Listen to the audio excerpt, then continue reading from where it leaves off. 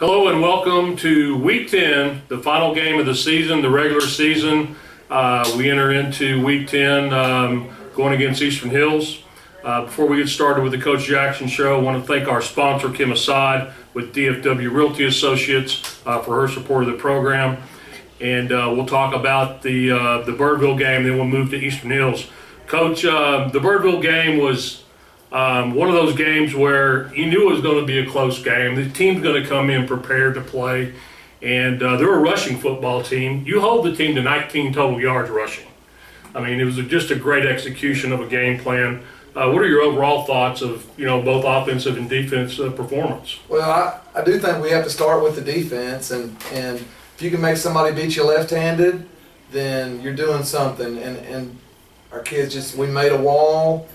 Coach had a great game plan, and our kids just executed it great. And now we gave up a few passing yards, but I mean, really, our defense held them to 3 points, and it's the difference in the game. Like you and I were talking before we started recording, the defense this year has been the difference. And when you can hold somebody about a yard per carry or less, then you have a great chance to win the game. And offensively, I thought we did a good job. I thought really the first drive of the game, 95-yard drive, was maybe our best drive of the year. I was just running, throwing, whatever. I think Allen was 5 out of 5 on that drive, and we just looked crisp. And then we got down there on the next drive and got in, and I really think a bad call, or we should have been up 14-0. And so really some things could have went a little different, and it could have been maybe a little bit, I guess a little bit breathe easier kind of deal. Sure. But we have all the respect in the world for Birdville. I mean, they're just one of those programs that, like we talked last week, if you play them 10 times, you hope to win 5, and we're proud to get it. Yeah, and the only score that Birdville got was on the blocked field goal, and that went, 90-some yards. But I really thought Maddox had the angle on the guy, but just at the end got outrun, and that's just part of the game. Yeah, and we thought he was offsides, but he wasn't. He got a great jump on the ball, and he made a great play. Yeah, that special teams is going to be really important going forward. So let's talk a little bit about Alan Bowman. He's had just a knockdown season. He's ranked in the Metroplex in the top 5 quarterbacks in both Dallas and Fort Worth. He's a sophomore. He's got 2 more years. I can't wait to see how he develops going forward. So what are your thoughts on Alan? He took the next step like he needed to take. And last year he was thrown in the fire. No kid should have to go through that, but he was thrown in the fire, got better as the season went. But even I could tell when we started playing 7-on-7 in February that the switch had flipped a little bit. He just, I remember texting his dad in February that he just looks like a different guy. You could tell it was his team. And so he's just progressed on, and he's just we knew he could throw and all that, but he's taking care of the football. I mean, I think he's got maybe 5 interceptions for the year, which is, as much as we throw it, is pretty good. Mm-hmm. I know he's 20-something touchdowns, and so he's got a good touchdown to interception ratio. That's a big deal to us.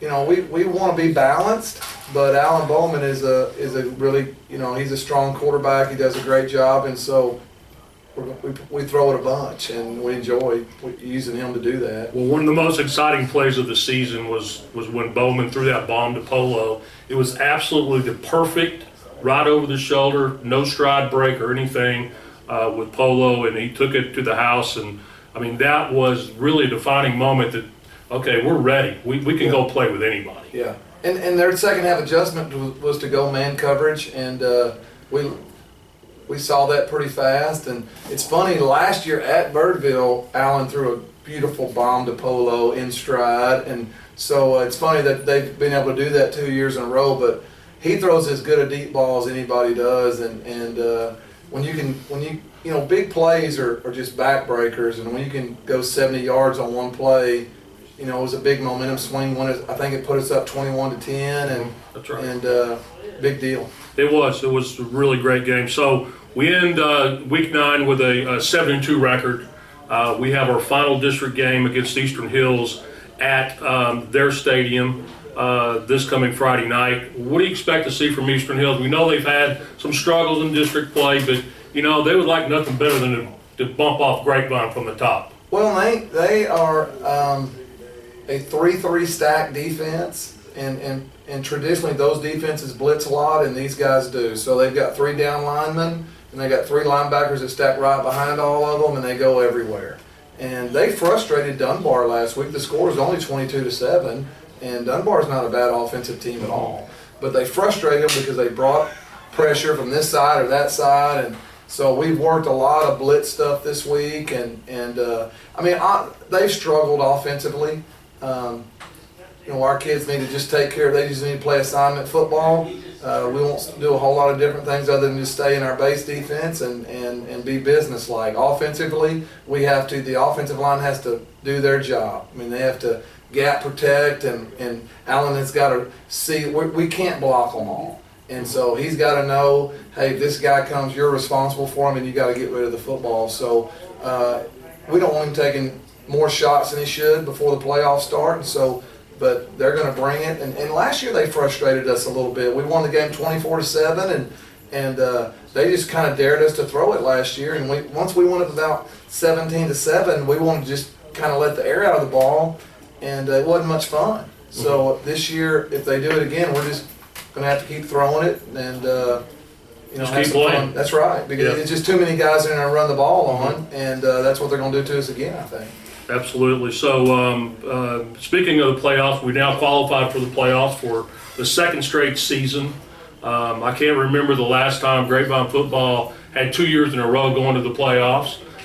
It's just a testament to your program and what you're doing with the kids, your coaching, and all the coaches you have working under you. It's just a really great experience for everybody, including the fans. So congratulations on making the playoffs. Of course, we don't know who we're going to play yet. That's yet to be determined, but we know we're going to the next level. So our final game of the season is this Friday night against Eastern Hills. It will be at the Hanley Stadium, which is 820 South, Craig Street exit. Take a left, and the stadium's right there on your left. We hope to have you there. Again, this is the last game of the regular season. We will come back next week and give you information on the playoffs. But on behalf of Kim Assad and DFW Realty Associates, this is Kip Ewing with Booster Club.